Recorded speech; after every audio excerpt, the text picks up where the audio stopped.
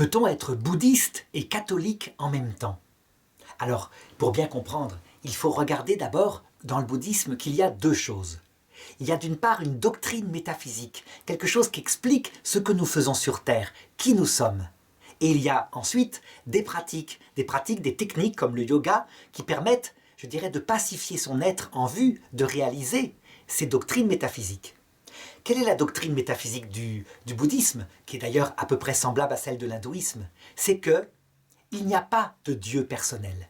Le monde entier, l'univers entier est Dieu finalement, le Créateur. Et ce Créateur se découvre sur des cycles de milliards d'années lui-même, en émettant des avatars, c'est-à-dire des parties de lui-même, animaux, plantes, cailloux, hommes à un moment donné, qui en fait ne sont donc pas des vraies personnes. Ce sont plutôt des manifestations de ce Dieu appelé, je dirais, à disparaître, à se renouveler à travers des cycles et à progresser de plus en plus, pour qu'un jour, devenu lui-même, cet être entier qu'est l'univers, cesse ses réincarnations, il s'est compris lui-même. En conséquence, la personne humaine n'est pas une personne.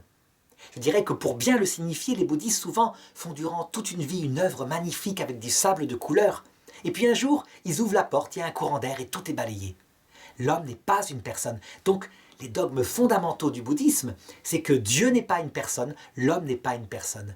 Il est une énergie venant de ce grand tout qui passe de corps en corps.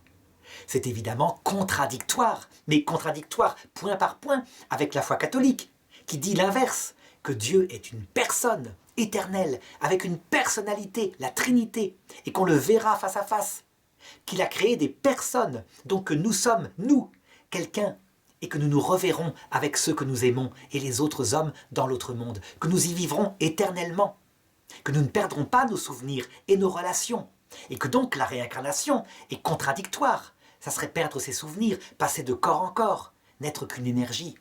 Ce qui remplace la réincarnation, c'est évidemment le purgatoire, c'est-à-dire d'autres étapes de notre vie dans l'autre monde où on achève de purifier son cœur pour voir ce Dieu face à face comme dans un mariage entre deux personnes. Donc on le voit, on ne peut pas être bouddhiste et catholique en même temps, sur le point de vue de la doctrine. C'est impossible, on fait un mélange qui s'appelle le Nouvel Âge et qui est une sorte de gloubi-boulga.